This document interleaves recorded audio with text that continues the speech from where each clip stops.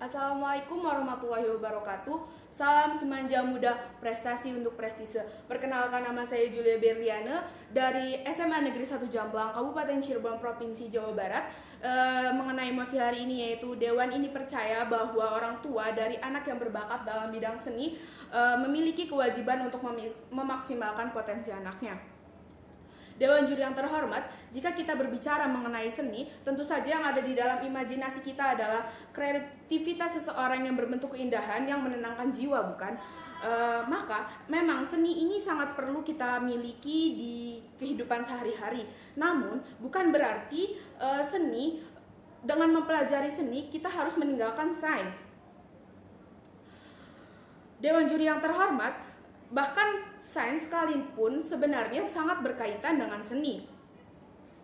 Sains dan seni itu sama-sama berlandaskan dari pengembangan daya, kreativitas, imajinasi, dan kemampuan sintetis. Sebagai contohnya saja, seorang saintis meyakini bahwa alam tidak serumit seperti yang dibayangkan, pasti awalnya dihasilkan dari imajinasi, bukan?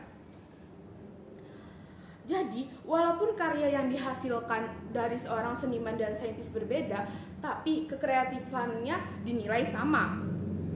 Dewan juri yang terhormat, jika tadi tim pemerintah menyatakan bahwa anak hanya akan difokuskan pada kursus biola dan piano, lalu anak hanya akan diikutkan pada lomba seni, dan anak akan sekolah pada prodi musik saja, itu berarti anak-anak ini akan sama sekali tidak mengetahui mengenai sains, bukan? Bahkan anak-anak ini akan buta terhadap sains. Yang padahal dengan mempelajari sains tidak akan menghilangkan bakat seni di dalam tubuh mereka, di dalam kemampuan mereka.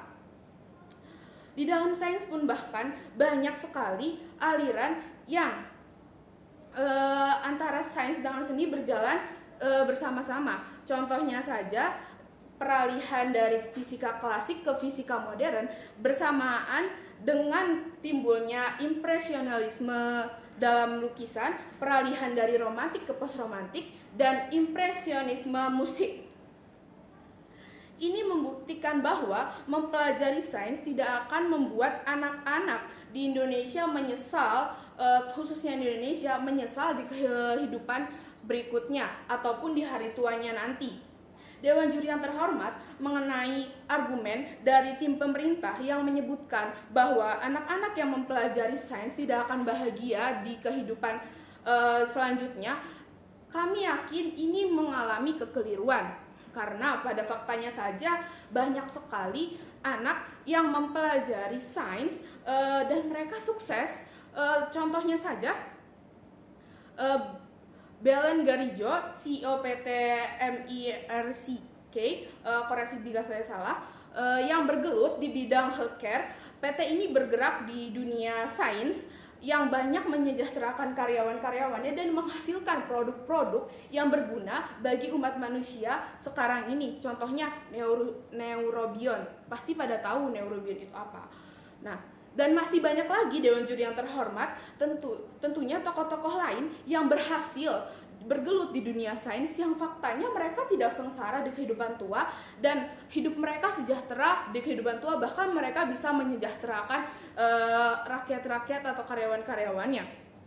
Dewan juri yang terhormat, jika tadi tim pemerintah menjabarkan bahwa bakat setiap orang harus dikembangkan, kami sebagai tim oposisi tentu saja setuju bahwa bakat setiap orang memang harus dikembangkan.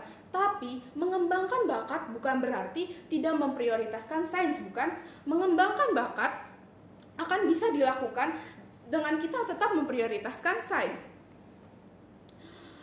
Dewan juri yang terhormat, tidak dapat dipungkiri bahwa manfaat sains bagi umat manusia dan bagaimana ilmu teknologi dan pengetahuan akan meningkatkan kualitas hidup. Dan sains juga menjanjikan kita untuk dapat mengatasi tantangan global yang paling sulit dan dapat menciptakan masa depan yang lebih cerah, produktif, dan juga sehat untuk generasi berikutnya. Maka dari itu Dewan Juri yang terhormat, kami sangat tidak setuju dengan mosi kali ini. Bahkan satu lagi Dewan Juri yang terhormat, jika tadi tim pemerintah menyatakan bahwa orang tua akan menyesal karena memblokade anaknya dari seni, saya rasa ini juga keliru, karena dengan orang tua menyekolahkan anaknya di sekolah sains, anak-anak ini juga dapat bisa mempelajari seni.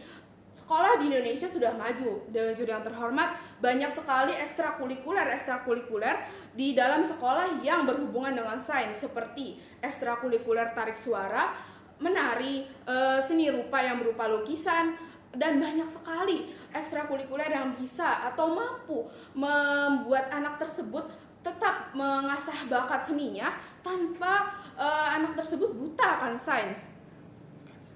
Dewan Juri yang terhormat, tentu saja ekstrakurikuler ini bisa didapatkan jika seorang anak tersebut sekolah di sekolah yang mana memprioritaskan sains. Jadi Dewan Juri yang terhormat, di sini saya sangat tidak setuju akan mosi bahwa orang tua harus memaksimalkan anaknya untuk lebih condong ke seni. Bahkan di pernyataan tim pemerintah bahwa anak harus mempunyai ketertarikan dahulu di bidang seni, baru mereka akan tahu bakatnya, ini juga sangat keliru, karena tanpa kita masuk ke bidang seni pun saya rasa setiap anak itu akan tahu apa bakatnya sebenarnya jika dibimbing oleh orang tua. Dan orang tua ini ada orang tua di rumah dan ada orang tua di sekolah, dan tentu saja kedua orang tua ini akan membimbing anak-anaknya untuk mendapatkan bakat mereka. Jadi tidak ada alasan bagi kita atau bagi orang tua, maksud saya, untuk tidak menyekolahkan anaknya di sekolah-sekolah yang mempelajari sains. Jadi sekali lagi saya tekankan Dewan Juri yang terhormat bahwa saya sangat tidak setuju bahwa untuk orang tua yang memaksimalkan potensi anaknya hanya di bidang sains. Sekian dari saya. Wassalamualaikum warahmatullahi wabarakatuh.